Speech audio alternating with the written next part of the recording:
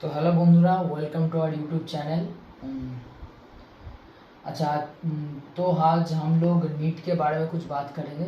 देखिए, आज आप लोगों का जो नीट का एग्ज़ाम था वो ख़त्म हुआ है। तो एज़ यूजुअल क्या होता है, हर साल की तरह कुछ लोगों का एग्ज़ाम बहुत अच्छा होगा, कुछ लोगों का एग्ज़ाम ऐसा मॉडरेट होगा, कुछ लोगों का एग्ज़ाम मतलब ऐसा साधारण साधारण गया होगा। मतलब क्या कर सकते हो उसमें, तो आप कुछ कर नहीं सकते। पर क्या है कि जिन लोग का अच्छा गया है तो उनको हमारी तरफ से हार्दिक शुभकामनाएं कि उनका आगे का जीवन अच्छा व्यतीत हो और वो अच्छे से किसी मेडिकल कॉलेज में जाए और अपना ड्रीम्स को परस्यू करें।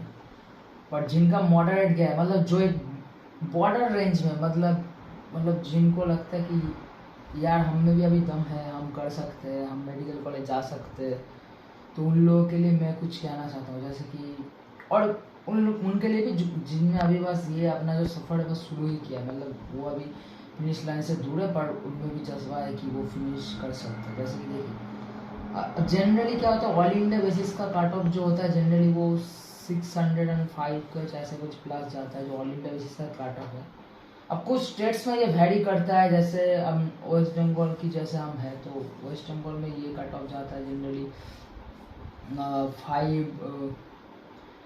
जो कट ऑफ जैसा हम लिखे ऐसे, तो कट ऑफ जैसा हम वेस्ट बंगाल का जनरली जो पिछले साल का था वैसा कुछ 572 ऐसा कुछ था कट ऑफ। जनरल के लिए बोल रहा हूँ। अब ST SC किसी कैटेगरी में हो गए तो आप उनका थोड़ा डिफरेंस आता है, बट जनरल का जो 572 ऐसा आता है।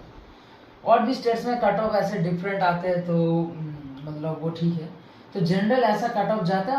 ऑल इंडिया की बात करें तो हम 605 का मोटा मोटी ले सकते कि 600 प्लस हम ले सकते हैं। तो ये आप लोगों का एक जनरल स्कोर होता है as a need to kind of all India में आप एक सीट लेने के लिए, तो 600 ऐसा आपको नीड होता है बेसिक। पर क्या होता है, जो लोग अभी ये रेंज में, अब मैं कह रहा हूँ कि दो तरह के स्टूडेंट्स के लिए देखिए। एक लोग जो अभी जस्ट फिनिश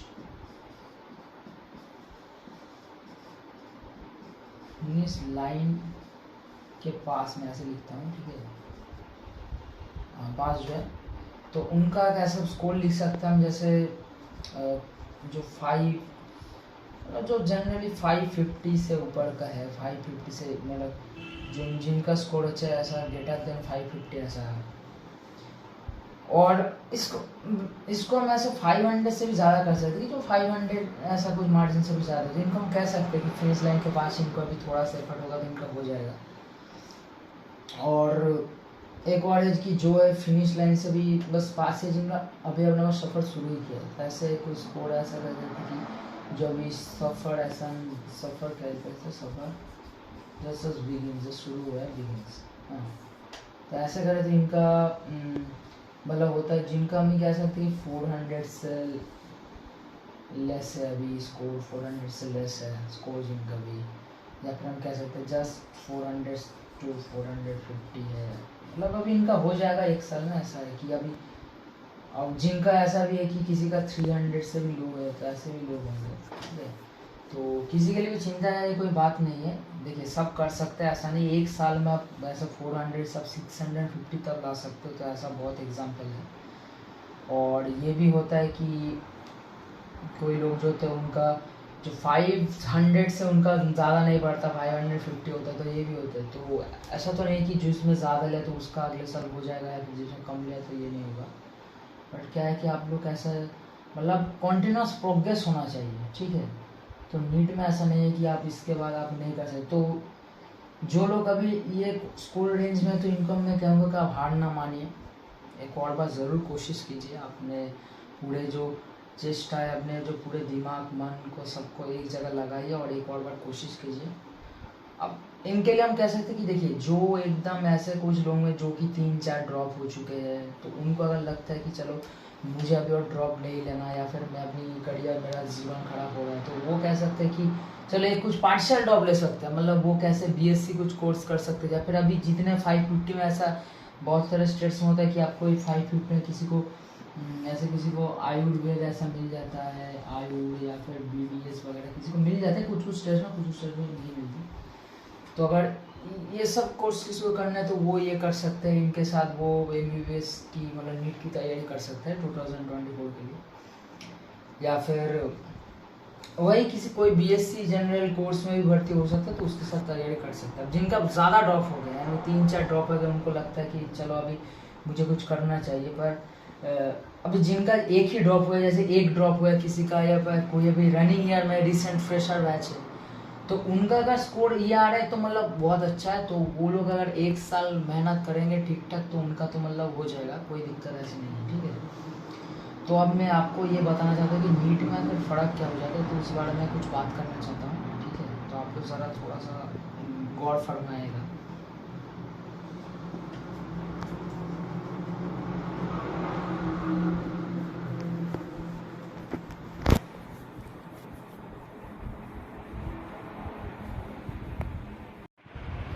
तो देखिए, मैं आपको कहना चाहता हूँ कि देखिए, नीट का जो जर्नी होता है ना, वो नीट हम लोग जो देते हैं वो जनरली जिनकी उम्र होते हैं, मतलब जनरली जिनकी उम्र होता है आई थिंक 17 या फिर 16 में कह सकते हैं, 16 to 17 ऐसे उम्र से हम स्टार्ट करते हैं। तो जनरली ऐसा हम दे सकते हैं कि मतलब जनरली देखो 22 साल की 23 साल की उम्र तक ज़्यादातर लोग दे सकते हैं। मतलब मैं अगर 5-6 ड्रॉप को भी गिनती में लाऊँ तो भी इस उम्र तक हम नीट को एग्जाम देते हैं।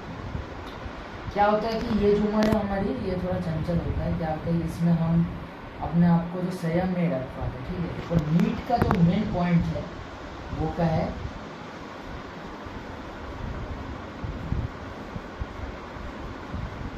कंसिस्टेंसी। नीट का जो मेन पॉइंट है वो क्या, कंसिस्टेंसी होता है। मतलब अब अगर जेई एडवांस का उठा ले, किसी आईआईटी का उठा ले, तो उनका क्या होता है कि थोड़ा सा, जैसे आईआईटी का होता है तो ज़्यादातर हम लेते हैं कि थोड़ा सा एक्सेलेंस मैटर करता है। मतलब उनमें भी जो अच्छे मेहनत करते हैं उनका ये हो जाता है, ऐसा नहीं। और वहाँ पे थोड़ा सा एक्सेलेंस जो मैटर करता है, ठीक है। और नीट में भी लगता है बिल्कुल थोड़ा तो दिमाग होना चाहिए, पर क्या है कि कंसिस्टेंसी इसमें ज़्यादा मैटर करती है। क्योंकि अब नीट से क्या है, डॉक्टर बनते हैं ना, डॉक्टर का है कि एक ज़िंदगी में कंसिस्टेंसी या फिर जितना आता है उसको एक्यूरेसी, उस एक्यूरेट काम करना वो आना चाहिए ना। अब किसी का लाइफ सेविंग काम कर रहे हो, अगर आप एक्यूरेट नहीं होगे अपने प्रोफेशन में, अगर आपके जो मतलब आपको जितना पता है उतना अगर आप एक्यूरेट नहीं होंगे तो कैसे काम करेंगे ना। तो नीट में कंसिस्टेंसी, ये जो चीज़ है ना, बहुत इंपॉर्टेंट है। और एग्जाम नीट का जो रिलेटेड होता है वो हम कह सकते हैं एक्यूरेसी। ये देखिए मोरल में से सबको पता ही होगा, वैसे ही बस बोल रहा हूँ, देखिए एक्यूरेसी होता है क्या कि आप क्वेश्चन देखिए ज़्यादातर तो इजी आते हैं, हाँ, बस सब सारे क्वेश्चन तो इजी नहीं आएंगे। फिर 180 जो क्वेश्चन होते हैं, अभी तो खैर 200 हो गए, तो अगर 200 क्वेश्चन हम कह सकते हैं कि इजी वाला जो रेंज होता है आप लोगों का, सॉरी अगर हैंड राइटिंग थोड़ा मैनेज कर लीजिएगा, 200 में जो इजी होता है वो हम कह सकते हैं कि करीब 130 क्वेश्चन तो बहुत ही ईजी होते हैं। मतलब एक बार में हो जाने चाहिए अगर आपको थोड़ा सा तो आपने पढ़ा है ढंग से। मीडियम रेंज का जो क्वेश्चन होता है, जो मीडियम डिफिकल्टी, उसको हम कह सकते हैं, तो मीडियम रेंज का जो क्वेश्चन होता है मोर और लेस आप कह सकते हो 40 to 50 आप कह सकते हो, ठीक है। और जो हार्ड लेंथ है, जो हार्ड लेंथ का क्वेश्चन होता है, हार्ड जो होता है वो क्वेश्चन हम पॉइंट भी कह सकते हैं, 20-30 आप कह सकते हैं, ठीक है। तो ऐसा आप हार्ड को अगर एक छोड़ भी दे, बेसिक अब अगर 130 आप सही कर पाए और यहाँ पर 40 सही कर पाए, तो आप ऐसा कुछ 170 क्वेश्चन आप सही कर पाएंगे। अब करना तो आपको 200 में 180 होता है ना, तो अगर 170 आप 180 से सोचिए आपका कितना नंबर है। मतलब इतना भी सही करना नहीं होता। अगर इससे भी कोई प्लस माइनस आप ले लीजिए ना, 160 सही कर दीजिए ना, 160 में कितना आता है, 160 आप सही कर दीजिए, फिर आपको 160 इंटू जो 4 नंबर होता है तो क्या होता है, 640 आता है। और पहले 10 गलत हो तो मैं -10 कर लेता हूँ 170 में से, तो आपको 630 तो वैसे मिल जाना है ना। तो 630 में क्या होता है कि कोई भी स्टेट में आपको स्टेट कोटा से तो कॉलेज मिल ही जाएगा।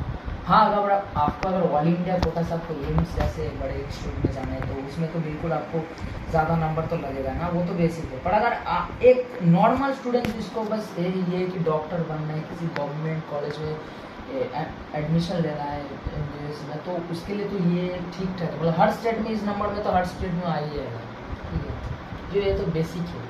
अब नीट का जो कंसिस्टेंसी है और एक्यूरेसी, एग्जाम में लगता है एक्यूरेसी जो होता है नीट का होता है एग्जाम में। तो मैं जो बोल रहा था कि एग्ज़ाम जो होता है वो एग्ज़ाम जो होता है एक्यूरेसी पे रिलेटेड होता है, एक्यूरेसी पे रिलेटेड होता है, कंसिस्टेंसी में स्टडी होनी चाहिए। जी देखिए, आप अगर दिन में मैं मान लीजिए आपने कोचिंग वगैरह किया, अभी तो ऑनलाइन का है तो ऑफलाइन कुछ भी कर सकता है, वो आपकी मर्जी है। अब यूट्यूब में भी आप देख सकते हो, वो ऑनलाइन का ही होता है। तो अगर आप सेल्फ स्टडी में कह रहे हो, जो मोस्ट इंपॉर्टेंट होते हैं, देखिए आप पढ़ तो हर जगह से लेंगे, और अगर आप 1 साल का ड्रॉप आउट भी है तो मतलब आपके पास नोट्स वगैरह और पढ़ाई के जो तरीके वो तो आपको पता ही होंगे, मतलब ऐसे पढ़ाया जाता है या फिर ऐसे पढ़ाई होती है, तो वो तो कोई दिक्कत नहीं है। बट जो आपके मेन लैगिंग पॉइंट है कि सेल्फ स्टडी, तो सेल्फ स्टडी को अगर आप सुधारेंगे तो मतलब ज़्यादा नहीं, आप दिन में अगर ऐसे कुछ 5 घंटे भी पढ़ पाएंगे, मतलब 4 to 5 आप कर सकते हैं टाइम डे के अनुसार। और ज़्यादा अगर आपका प्रेशर हो तो आप उसको 6 घंटे तक भी एक्सटेंड कर सकते हैं, वो आपके ऊपर डिपेंडेंट है। तो इतना आवाज़ तो आपको देना पड़ेगा, इनमें आपका सारे काम हो जाएगा। सेल्फ स्टडी का 4 to 5 बार ऐसा कॉन्स्टेंटली, एकदम कॉन्स्टेंटली देना पड़ेगा। कंसिस्टेंसी इज द मेन की टू सक्सेस, आपने ये कोड तो सुना ही होगा हर जगह। तो नीट में भी कुछ ऐसा या मतलब आता है कि कंसिस्टेंसी आपको लाना पड़ेगा हर एकदम हर सब्जेक्ट में, मतलब हर सब्जेक्ट कंसिस्टेंसी। मतलब ये नहीं कि आप फिजिक्स कर रहे तो मतलब फिजिक्स ही रोज़ रोज़ करते जाए, फिर बायो कर रहे हैं तो जैसे कि बायो नीट के बच्चों का फेवरेट सब्जेक्ट होता है, नीट के लोगों का, तो बायो ही पढ़ रहे रोज़ के रोज़, तो ऐसा नहीं। मतलब तीनों सब्जेक्ट जो आपका तीनों मेन सब्जेक्ट बायो, ये तीनों सब्जेक्ट में आपको कंसिस्टेंसी लाना पड़ेगा, तीनों सब्जेक्ट में। तो तीनों सब्जेक्ट को ये टाइम के अंदर आपको खत्म करना पड़ेगा। सेल्फ स्टडी का है, ठीक है। तो तीनों सब्जेक्ट पढ़ना पड़ेंगे, इक्वली टाइम देना पड़ेगा तीनों सब्जेक्ट में, तभी आपका होगा, ठीक है। और एक और जो नीट में जो इम्पोर्टेंट होता है, जैसे आप जेई एडवांस और IIT के आप देखें तो उसमें क्या होता है, कुछ चैप्टर से बेसिकली ज़्यादा क्वेश्चन आते हैं। ऐसा तो नीट में भी होता है कि कुछ चैप्टर्स इंपॉर्टेंट रखते हैं, जैसे काइनेमेटिक्स का, ग्रेविटेशन का, रिलेवेंस का, ट्वेल्थ से इलेक्ट्रोस्टैटिक्स, या फिर करंट इलेक्ट्रिसिटी का, तो उनमें से तो ज़्यादा क्वेश्चन आएंगे। या फिर अब मॉडर्न फिजिक्स का अभी बहुत इंपॉर्टेंट टॉपिक है, तो ऐसे तो आते हैं। पर क्या है कि नीट में क्या होता है कि आपको सारे चैप्टर्स ढंग से पढ़ने होंगे, क्योंकि यहाँ पे हर एक चैप्टर का इक्वल वेटेज है, तो आपको सारे चैप्टर्स जो है ढंग से पढ़ने पड़ेंगे। तो मतलब सारे चैप्टर्स आप जब ढंग से पढ़ेंगे तभी आपका होगा हर एक चैप्टर। तो फिजिक्स का भी जितने चैप्टर्स अभी मेरे को उतना याद नहीं, शायद कुछ 28 चैप्टर होगा। केमिस्ट्री का, फिजिक्स का आई थिंक कुछ 28 ऐसे टॉपिक होंगे। केमिस्ट्री का आई थिंक कुछ 30 टॉपिक्स होंगे, और बायो का आई थिंक कुछ 38 या फिर 36 ऐसा कुछ टॉपिक होगा। इतने टॉपिक तो आपको मतलब हर एक टॉपिक थोड़ा सा तो पढ़ना पड़ेगा ना, क्योंकि नीट का है हर एक टॉपिक से क्वेश्चन आता है। तो ये तो रही कंसिस्टेंसी की बात। तो देखिए, अगर ये सारे चीज़ अब अगर कंसिस्टेंसी मेंटेन कर पाएंगे तो एग्ज़ाम में आप वैसे एक्यूरेट होंगे, ठीक है। और एक्यूरेसी बढ़ाने का तो तरीका आप जानते हैं, मतलब अब ज़्यादा से ज़्यादा आप लोग टेस्ट देंगे तो मतलब आपका एक्यूरेसी बढ़ेगा। जब आप टेस्ट देंगे तो गलती करेंगे, गलतियों से सीखेंगे, तो उसमें तो एक्यूरेसी डेवलप होगी। पर मोरलेस जो है हमारा, मतलब मोरलेस जो तो आपको ऐसे कंसिस्टेंसी मेंटेन करके स्टडी करनी पड़ेगी, ठीक है। तो आप, मैं ये बोलना चाह रहा हूँ कि हम लोग इसमें आपकी क्या मदद कर सकते हैं। तो ये तो हो गई जो बेसिक बात है। देखिए दोस्तों, मतलब ये मैं आप सबको बोलना चाह रहा हूँ कि ये सब बोलने की चीज़ अच्छी है कंसिस्टेंसी, तो ये मेंटेन करना तो सच में डिफ़िकल्ट होता है, क्योंकि हम लोग भी अभी MBBS में पढ़ रहे हैं, तो हम लोग के लिए बहुत डिफ़िकल्ट हो जाता है कि दिन में मेंटेन करा अपनी कंसिस्टेंसी। तो ये तो मतलब दिक्कत है, मगर आप अगर इस कंसिस्टेंसी का ना तो 60-70% भी अगर आप लोग ये कंसिस्टेंट होते हैं अपने प्रिपरेशन काल में, पूरा टाइम में, तो आप लोग मतलब सिलेक्ट हो जाएंगे, इतना तो गारंटी है। क्योंकि इतना तो मैंने किया है, तो मैं कह रहा हूँ कि इतना मैंने भी किया, तो उससे मैं सिलेक्ट हो गया। तो यही कहना चाहूँगा कि इतना कंसिस्टेंट का 60-70% भी आप लोग मेंटेन कर ले तो बिल्कुल आप लोग का सिलेक्शन तो कर ही नहीं जा रहा है, ठीक है। तो अब बात आती है कि हम आप लोगों की इस प्रोसेस में कैसे मदद कर सकते हैं। तो देखिए, हम आपसे तो ये बड़े वादे नहीं कर सकते कि हम हमारे साथ रहे कि आप लोग मतलब एम्स चले जाएंगे या फिर कुछ ऐसे जाएंगे। तो अब मैं ये वादा कर सकता हूँ कि आप लोग शायद एक गवर्नमेंट कॉलेज तो आप लोग को मिल ही जाएगा, अगर इतना कंसिस्टेंसी और इतना हमारे साथ आप लोग मेंटेन कर लेंगे, ठीक है। और देखिए, हम लोग ऐसे तो कोई बड़े यूट्यूबर जैसे या फिर कोई बड़े टीचर जैसे आपको ऐसे कोई जो मेथोडियल जो स्टडी है वो तो नहीं करा पाएंगे, पर हाँ इतना करा देंगे कि आप लोगों को नीट में जितना ज़रूरत होती है तो उतना हम करा देंगे कि नीट में जितना ज़रूरत होती है, फिर जिन जिन पोर्शन से क्वेश्चन आते हैं एनसीईआरटी में। और एनसीईआरटी की जो एक एक लाइन है, जैसे कि केमिस्ट्री का जो एक एक लाइन है एनसीईआरटी केम का, फिजिक्स का तो देखो लाइन से उतना आता नहीं, पर फिजिक्स भी वैसे एनसीईआरटी इम्पोर्टेंट है। और बायो का तो मतलब सबको पता है, bio NCERT is most important in it. So इन सब का तो हम आपको बिल्कुल कॉन्सिस्टेंटली कराएंगे, ठीक है। केम और बायो का तो हम एनसीईआरटी का आपको पूरा इम्पोर्टेंट हर लाइन बोलते जाएंगे, जितना हम लोग एक्सपीरियंस है या फिर जितना क्वेश्चन को हमने देखा है और देखेंगे तो उन सब आपको ही कराएंगे, ठीक है। तो एनसीईआरटी के इन दोनों सब्जेक्ट हम लोग आपको सॉर्ट आउट करेंगे। और ये फिजिक्स का हम ऐसे कुछ कॉन्सेप्ट वीडियो लाएंगे, तो उससे आप लोग को थोड़ा मैथ्स में फिजिक्स में प्रॉब्लम आप लोगों का घटेगी। और फिर आप लोगों को ऐसा हम क्वेश्चन का जो सॉल्यूशन है, तो क्वेश्चन जो प्रैक्टिस है वो भी कराएंगे इस चैनल पे, अपलोड करेंगे हम एक क्वेश्चन प्रैक्टिस का, ठीक है, ये भी कराएंगे। हाँ, तो और बाकी ये सब तो चलेगा। और जो एनसीईआरटी है बाकी हम बाहर का, उसका भी हम लोग इम्पोर्टेंट लाइन्स आपको, एनसीईआरटी जो लाइन्स होते हैं आपके इम्पोर्टेंट वो मार्क कराएंगे और क्वेश्चन कराएंगे। और फिजिक्स का वैसे कॉन्सेप्चुअल वीडियो आएगा। तो और आप लोग हमारे जो टेलीग्राम चैनल है उस ग्रुप में आप लोग ज़रूर ऐड होइएगा। अगर आप इस वीडियो को देखते हैं और अगर आप हमारी बातों से सहमत रखते हैं तो बिल्कुल आप हमारे टेलीग्राम चैनल पे ज़रूर ज्वाइन होइएगा, कि उधर हम मतलब जितने मटेरियल होते हैं जो आप लोग की सच में ज़रूरत की होती है। क्योंकि ऐसा होता है कि ना कि बच्चों को जब हम भी नीट देते तो क्या होता है कि एक मटेरियल मिल गया तो हम सारे मटेरियल्स को उठा लेते थे, फिर उन सारे को पढ़ने की कोशिश करते थे। तो ऐसा तो नहीं होता, मतलब कुछ एक चीज़ में स्टिक होना पड़ेगा। तो कुछ बेसिकली जो नीडेड चीज़ है तो उन चीज़ों को हम अपने टेलीग्राम चैनल पे आप लोगों के लिए प्रोवाइड करेंगे। हम लोग भी कैसे कोई खुद का तो नहीं, तो हम लोग भी ढूंढ के ऐसे कुछ आपको प्रोवाइड करेंगे, जैसे कि आपका टाइम वेस्ट ना हो, आपको ढूंढना ना पड़े सही चीज़, तो उतना हम करेंगे। आपको सही चीज़ ढूंढ के लाएंगे, उसको देंगे, तो आप उसमें ज़रूर ज्वाइन कीजिएगा और वहाँ से हम लोग स्टडी शुरू करेंगे।